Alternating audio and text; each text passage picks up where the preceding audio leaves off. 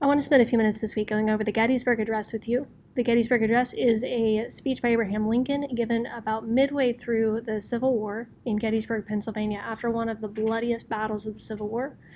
The Union Army won, but there were huge losses on both sides. Your textbook tells you that 28,000 Confederate soldiers were killed and 23,000 Union soldiers were killed. So that is just a staggering loss of life in this battle. And so we'll talk about his purpose here in a minute. But the first thing I want to do is just go through the first, and actually I want to go through all of this and just kind of explain it line by line. 7 years ago, our fathers brought forth on this continent a new nation conceived in liberty and dedicated to the proposition that all men are created equal. 7 years means 87 years. So a score is 20 years. 4 times 20 is 80. 80 plus 7 is 87.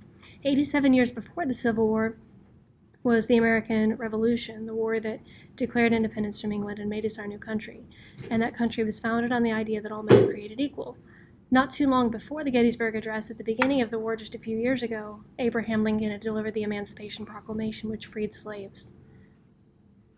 He goes on to say, now we are engaged in a great civil war, testing whether that nation or any nation so conceived and so dedicated can long endure. We are met on a great battlefield of that war. We have come to dedicate a portion of that field as a final resting place to those who here gave their lives that this nation might live. I'm going to highlight that sentence, and I'm going to add a note.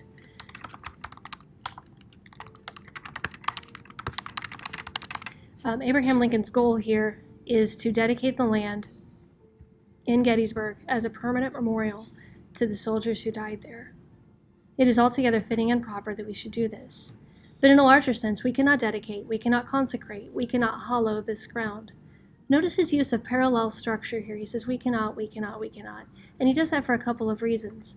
One reason that he does that is to make it nice and smooth. I'm going to add a note that that is parallel structure. You'll need some examples of that on the test. It sounds rhythmic, it sounds musical, and also all of these ideas are of equal importance. The brave men, living and dead, who struggled here have consecrated it far above our power to add or detract. So he says, we can dedicate this land to be a permanent memorial, but it's the people who fought in this battle who really have earned that. He says, the world will little note nor long remember what we say here, but it can never forget what they did here. I'm going to take note of that too, because I think it's interesting how he uses a contradiction here. He says, the world will little note nor long remember what we say here. So he says, what we're saying here is important but will be forgotten. And then the second half of the sentence, he says, no one will ever forget this battle and what the soldiers did there. It is for us, the living, rather, to be dedicated here to the unfinished work which they who fought here have thus so far nobly advanced. It is rather for us to be here dedicated to the great task remaining for us. Great task remaining for us. Here, Lincoln says, we must keep going. He doesn't say that the war should end. He doesn't say that the war is over, because it isn't, and sadly, it goes on for another 2 years. But he says we have a long and difficult battle, and as much as it'd be great for it to be over, it's not, so we have to keep fighting. And we have to keep fighting that from these here honored dead, we take the increased devotion to that cause for which they gave their last full measure of devotion, and then we highly resolve that these dead shall not have died in vain. I'm going to highlight just that these dead shall not have died in vain. That's the task, to make sure that the reason for this loss was helpful and that it did have a purpose. That this nation under God shall have a new birth of freedom, and that the government of the people, by the people, and for the people shall not perish, but have eternal life. So I'm going to highlight this too, of the people, by the people, for the people, just like this above. It's an example of parallel structure. Again, speakers use parallel structure for the purpose of making their language memorable and consistent and effectively rhythmic. So what happened was, after this huge battle, the president comes to talk about it, and you would expect him to give a very long speech. The whole thing takes about 1 minute and 20 seconds to read. And so here he understates what has happened.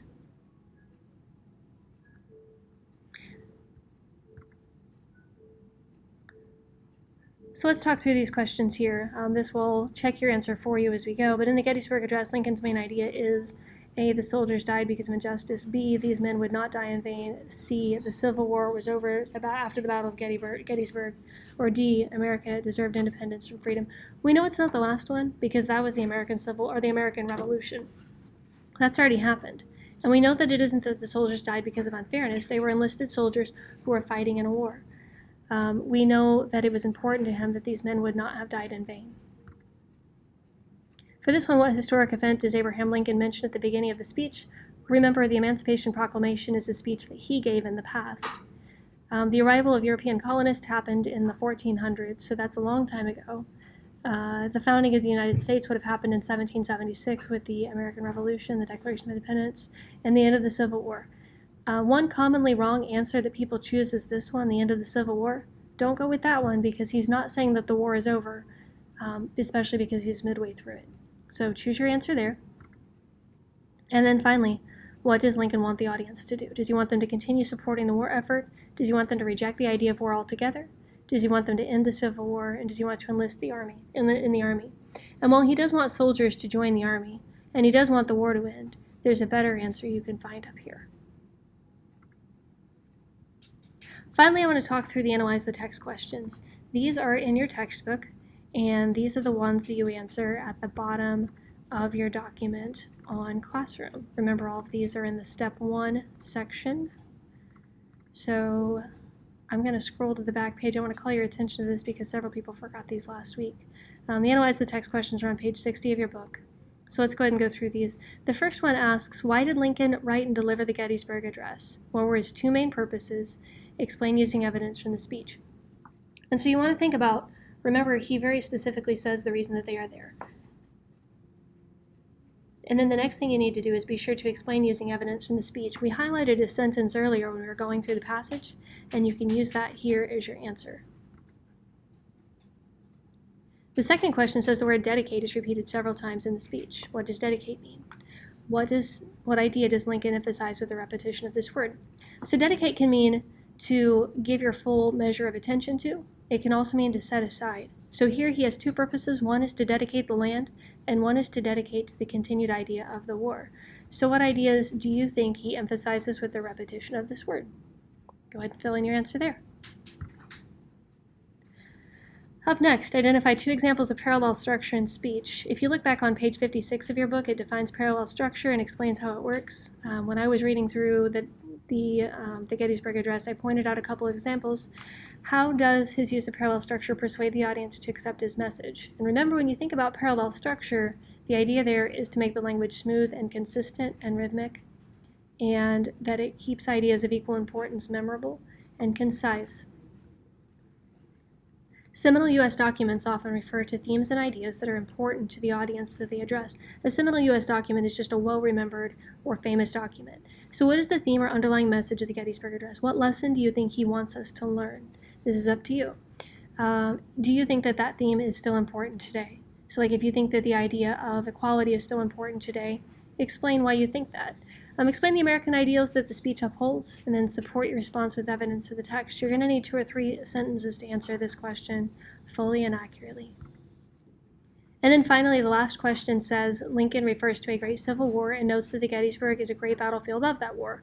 Why do you think Lincoln wanted his audience to believe Gettysburg was important and significant? So think about what happened there and how the battle went. If you guys have questions about the questions, let me know.